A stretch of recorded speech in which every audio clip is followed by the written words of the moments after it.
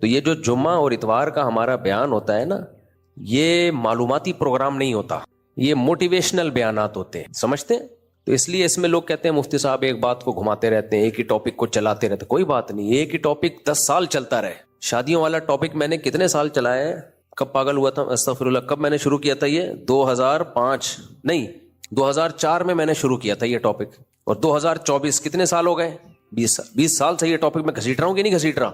اگر میں نے معلومات دینی ہوتی ایک دفعہ بتا دیتا ہے اسلام میں 4 شادیاں جائز ہیں اور ترغیب ہے، اور ترغیب کے یہ دلائل ہیں، اس پہ یہ میرا لیکچر ہے 1 گھنٹے کا، اس پہ یہ سوالات اٹھتے ہیں، یہ اس کے جوابات۔ پھر اگر کوئی مجھ سے پوچھتا تو میں کتاب کا حوالہ دے دیتا یا اپنے اس پروگرام کا حوالہ دے دیتا، بھائی جتنے سوالات ہیں ان سب کے جوابات موجود ہیں۔ اور میری جو کتاب ہے 4 شادیوں والی، اس میں ایک دفعہ میں آپ کو دلچسپ واقعہ سناؤں، ایک KPK سے بڑے عالم آئے، تھوڑا ایجڈ تھے وہ، ہم ان کی خدمت میں گئے ملنے کے لیے۔ زبان بڑی زبردست چیز ہے، دیکھو KPK میں جہاں تک میری معلومات ہیں پاکستان کے سب سے بڑے بڑے علامے KPK میں ہیں، جہاں تک میری معلومات ہے، دین کے علم کی بات کر رہا ہوں۔ لیکن انگلش نہ آنے کی وجہ سے یا اردو پوری طرح سے نہ آنے کی وجہ سے دنیا جانتی نہیں ہے ان کو۔ یہ جو لینگویج بیریئر ہے نا، یہ ہلکا بیریئر نہیں ہے۔ آپ کے پاس آپ علم کا سمندر ہوتے ہیں، لیکن زبان آپ کے پاس بڑی نہیں ہوتی اپنے پیغام کو ڈیلیور کرنے کے لیے، تو نتیجہ کیا نکلتا ہے؟ مخصوص لوگ آپ کو جانتے ہیں۔ تو اس لیے ہمارے جو طلبہ KPK سے آتے ہیں نا، پڑھتے ہیں، میں ان سے کہتا ہوں بھائی اردو پہ بھی عبور حاصل کرو اور انگلش پہ بھی عبور حاصل کرو، پھر تمہارا پیغام دنیا تک پہنچے گا۔ اب دیکھو حضرت مولانا طارق جمیل صاحب اگر سرائیکی میں ہی بیان کرتے، اچھی زبان ہے سرائیکی، میٹھی زبان ہے، لیکن پھر ہم جانتے ہیں ان کو، آپ میں سے کوئی بھی نہیں جانتا۔ انہوں نے کیا کیا؟ جو بڑی زبان ہے اس کی سلیکشن کی، اردو میں بیان آتے ہیں۔ تو زبان کا بڑا فرق پڑتا ہے۔ اچھا اردو ہلکی زبان نہیں ہے، ٹاپک نہیں ہے، لیکن بیچ بیچ میں باتیں آ رہی ہیں۔ اردو بہت بڑی زبان ہے، اردو بہت بڑی زبان ہے، پوری دنیا میں بولی جاتی ہے، سنی جاتی ہے۔ RIS کا جو ابھی کینیڈا میں ہمارا پروگرام تھا، میں 3 دن کے لیے گیا ہوں۔ لوگ کہہ رہے کینیڈا ہاتھ لگانے کے لیے گئے تھے کیا؟ کیونکہ میں یہاں گھوم رہا تھا، لوگوں نے کہا آپ کہاں ہیں؟ میں نے کہا کینیڈا جا رہا ہوں، 4 دن بعد واپس گھوم رہا تھا۔ بالکل ایسے جیسے شام کو میں گھوم رہا تھا، اگلے دن میری شادی ہو چکی تھی، میں گھوم رہا تھا۔ لوگوں نے کہا آپ کہاں گئے تھے؟ میں نے کہا پنڈی گیا تھا۔ کیا شادی کرنے؟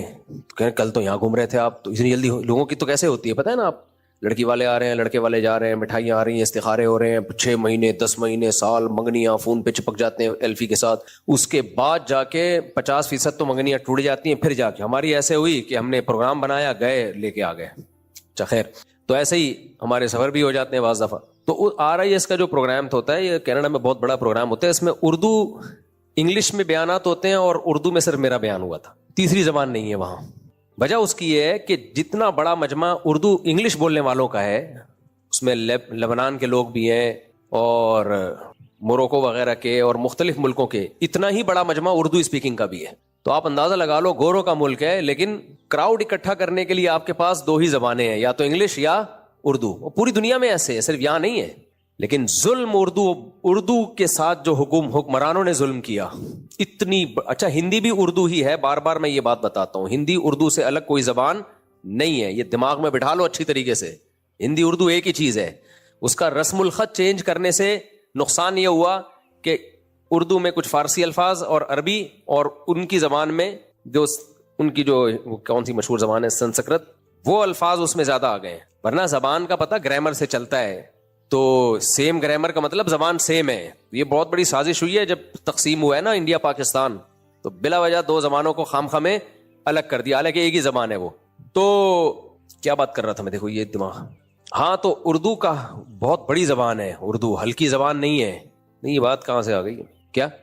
نہیں لالچ پہ ہی چلتے ہیں ہم جہاں سے۔ لینگویج بیریئر، ہاں تو میں اس کی بات کر رہا تھا کہ بڑی زبان آپ کو آئے گی تو آپ کا پیغام، میں اگر ترکی بولتا، ترکی کے علاوہ دنیا میں مجھے کوئی بھی بولو نہیں جانتا۔ میں اگر جاپنیز زبان بولتا تو ہم جاپان میں تھے نا، 10 دن چنگ پانگ چلائے۔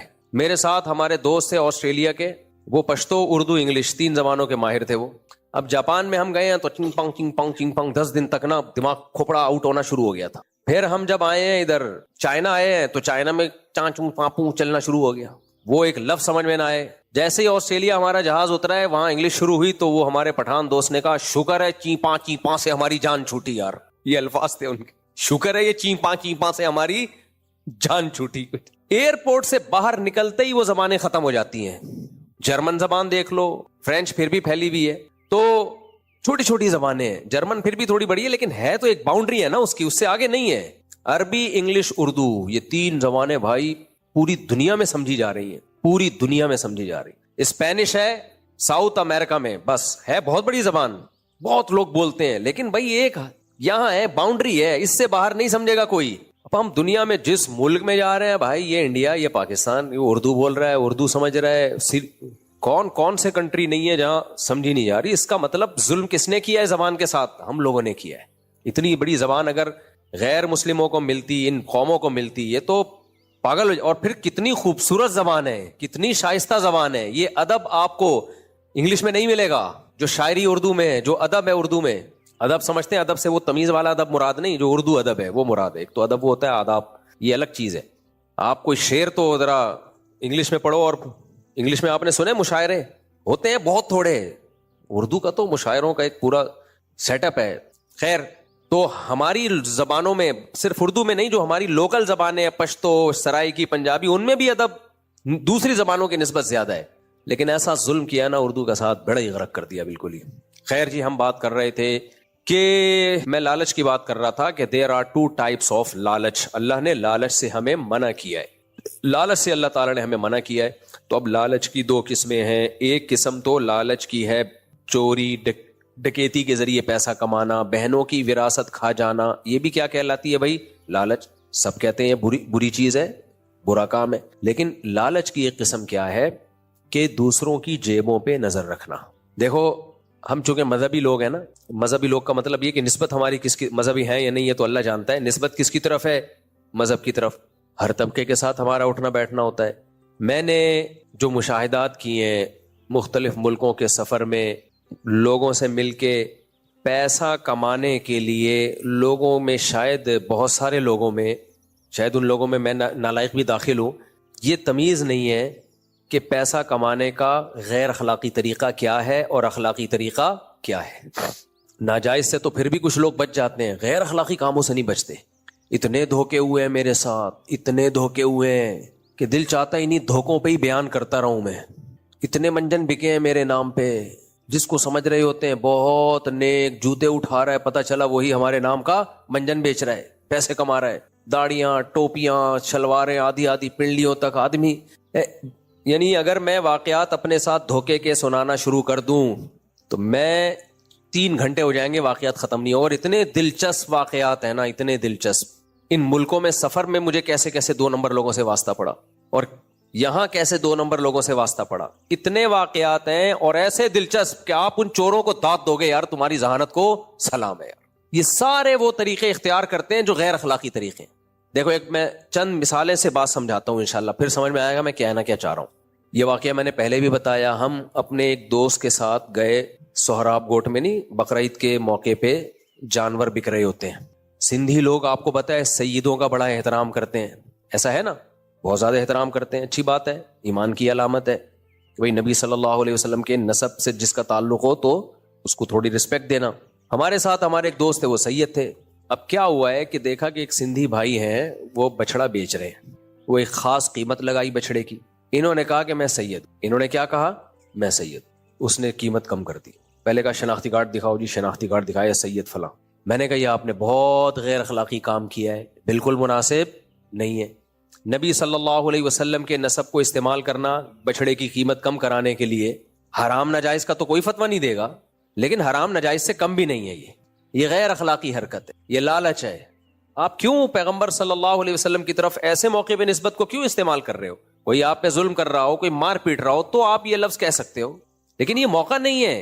हमारे शेख हजरत मुफ्ती रशीद अहमद साहब रहमहुल्लाह ताला, उनकी पीआरबी थी, जाहिर है बड़े आलिम थे, और दारुल कुरंगी में कई साल सहीह बुखारी पढ़ाई। हजरत मुफ्ती मोहम्मद शफी साहब जो मुफ्ती आजम थे पाकिस्तान के, उनके, अच्छा पाकिस्तान में जो सच्ची मुच्ची का मुफ्ती आजम होता है उसके नाम के साथ मुफ्ती आजम लगा हुआ नहीं होता, बाकी हर आदमी पत्थर उठाओ मुफ्ती आजम।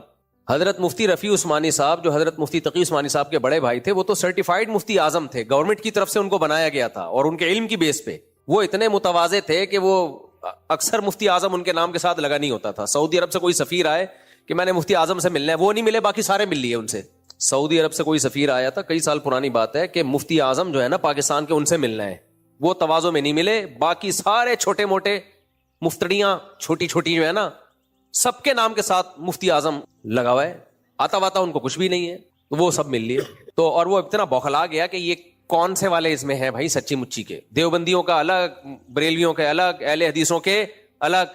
जो सर्टिफाइड थे ज़ियाउल-हक के दौर में, जिनको बनाया गया था, वो थे मुफ्ती रफ़ी उस्मानी साहब।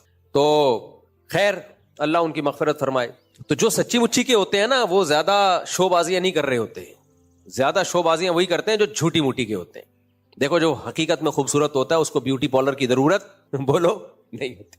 ज्यादा डेंटिंग पेंटिंग की उन्हीं की होती है जो थोड़ा सा रिपेयरिंग का उनमें काम होता है। तो अब क्या था भाई, हमारे हजरत मुफ्ती रशीद अहमद साहब रहमहुल्लाह ताला की भी बड़ी पीआर थी। एक दिन क्या हुआ, हम मदरसे के तलबा कहीं गए दुकान से कुछ खरीदने, तो किसी तालिब इल्म ने कह दिया उस दुकान वाले को, वो दुकान वाला भी हजरत मुफ्ती रशीद अहमद साहब से बैत था, तो उसको कह दिया कि हम मुफ्ती रशीद अहमद साहब के शागिर्द हैं। तो एक दूसरे तालिब इल्म ने उनको डांटा कि यार अपने पीरो मुर्शिद का नाम ऐसी जगह यूज बोलो मत करो। किसी से बैत किया जाता है इस्लाह के लिए, चीजों की कीमतें कम कराने के लिए बैत नहीं किया जाता। अब देखो गैरत ऐसी चीज है जो महसूस होती है, गैरत होगी ना तो ये चीजें समझ में आएंगी, गैरत नहीं होगी तो समझ में ही नहीं आएंगी। आप कहेंगे यार मुफ्ती साहब किस किस्म की बातें कर रहे हैं, अगर अपने पीर और मुर्शिद का नाम लेके चीज कम करा दी रिलेशन शो करके तो क्या हो गया, इसमें गलत हो गया, ये गलत हो गया। मजहब कार्ड इस्तेमाल करना ये भी बहुत बड़ा मसला है। बाज लोग मजहब कार्ड इस्तेमाल करते हैं, उसकी भी आपको मिसाल दूं। हमारे एक दोस्त, अच्छा ये इतने पुराने वाकयात हैं उसको पता नहीं चलेगा कि बात किसकी हो रही है, बात किसकी हो रही है। होटल पे गए, उनको कोई खाना वाना पसंद नहीं आया तो होटल वाले ने थोड़ा सा, इन्होंने होटल वाले को डांट दिया। बदतमीजी की नहीं करनी चाहिए भैया, आपको खाना पसंद आ गया ठीक है, नहीं आया तो जरूरी थोड़ी होटल वाला सबको खुश रखे, वो आपको नहीं आया आइंदा नहीं खाओ यहां से। अब उसने जब इन्होंने होटल वाले को सुनाना शुरू की तो उसने ये कह दिया कि यार आपकी दाढ़ी है और आप इस तरह मेरे साथ बात कर रहे हो। तो फौरन इन्होंने कहा दाढ़ी पे क्यों आए हो, समझ में आ रही है बात, दाढ़ी का मजाक क्यों उड़ा, दाढ़ी पे क्यों आ गए। भाई वो दाढ़ी का मजाक उड़ाना या दाढ़ी की तौहीन मकसद नहीं है। आपको वास्ता देना है कि आप माशाल्लाह एक मुतशर्रे आदमी हो तो आपको थोड़ा अखलाक से बात करनी चाहिए, लेकिन दाढ़ी पे क्यों आ गए, दाढ़ी पे क्यों आ गए। अब ये मजहब का गलत इस्तेमाल हो रहा है कि नहीं हो रहा, ये बहुत बड़े मसले हैं आजकल, बेमौका मजहब का इस्तेमाल। अब तो यानी मेरे तजर्बे इतने हो गए हैं ना, इतने तजर्बे हो गए हैं, जो ज्यादा नेकी की बातें कर रहा हो बहुत से अच्छे भी होते हैं, मुझे डर लगने लगता है, मुझे डर लगने लगता है कि ये मंजन का सेटअप तो नहीं है। मंजन समझते हो, मंजन बहुत जबरदस्त चीज है। दुनिया में सबसे बेहतरीन कारोबार जो इस वक्त चल रहा है वो है मंजन का कारोबार तो मंजन बेच। हाँ, यहाँ एक कुरान पढ़ता रहता था, मोबाइल लेके भाग गया बहुत सारे लोगों के, सूफी सा था, टोपी पहन के बड़ा मुतशर्रे, मार्केट से शॉर्ट।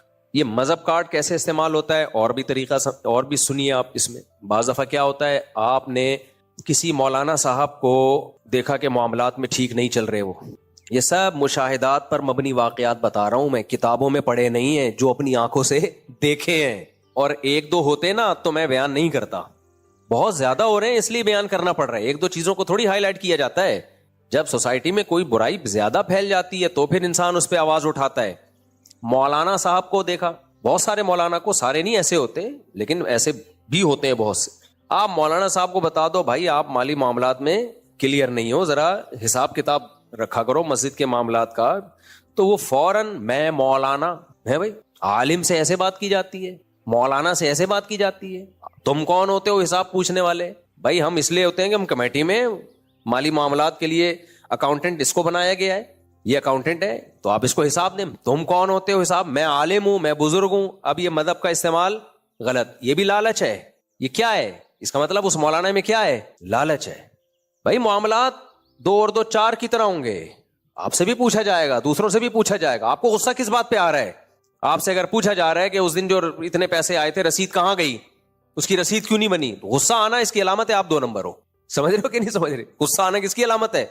एक मौलाना साहब थे, पता नहीं ये मौलाना होते भी हैं कि नहीं होते, बाज आज तो ये भी नहीं आजकल पता चलता ये मौलाना है मुफ्ती है नहीं। हर पागल से पागल के नाम के साथ मौलाना मुफ्ती लगा हुआ है। जो ओरिजिनल मौलाना होते हैं वो इस तरह नहीं होते, लेकिन पता क्या चलता है, वही भी थे मौलाना लगा हुआ था नाम के साथ, दाढ़ी और नूर ऐसा चेहरे पे, आप बोलो पता नहीं यार कौन सी क्रीम लगाई है इसने या क्या है। तो माम उसके बंदे के पास पैसे पे पैसा आया जा रहा है और पता नहीं बदगुमानियां लोगों को फैल रही हैं कि यार क्या कर रहा है तू। किसी ने पूछ लिया तो फौरन धमकियां, मैं ये कर दूंगा, मैं टांगे तोड़वा दूंगा, मैं ये। तुम कौन होते हैं पूछने वाले। تو یہ بھی لالچ ہے بھائی, لالچ. اس کا مطلب آپ غلط طریقے سے پیسہ کما رہے ہو. فیئر رہو بھائی, معاملات میں صاف ستھرے رہو. تو 2 اور 2 4 کی طرح انسان کو صاف ستھرا ہونا چاہیے. کوئی بھی کسی پہ کسی بھی وقت انگلی اٹھا سکتا ہے. ہاں یہ نہیں ہے کہ چلتا پھرتا کوئی بھی تفتیش کرنا شروع کر دے. جو تفتیش کے اہل ہیں, دیکھو خفیہ ایجنسی کے لوگ آتے ہیں, کارڈ دکھاتے ہیں کہ ہم انٹیلیجنس کے لوگ ہیں, آپ سے ہم نے یہ معلومات لینی ہے تو آپ کو دینا پڑے گا, دینی پڑیں گی. وہاں تو سب دیتے ہی ہیں. کوئی بھی چلتا پھرتا آدمی آگے پوچھ رہا ہے کہ کتنی شادیاں ہو چکی ہیں, کتنے بچے ہوں, وہ بھائی تو کون ہے میرے سے پوچھنے والا. لیکن جو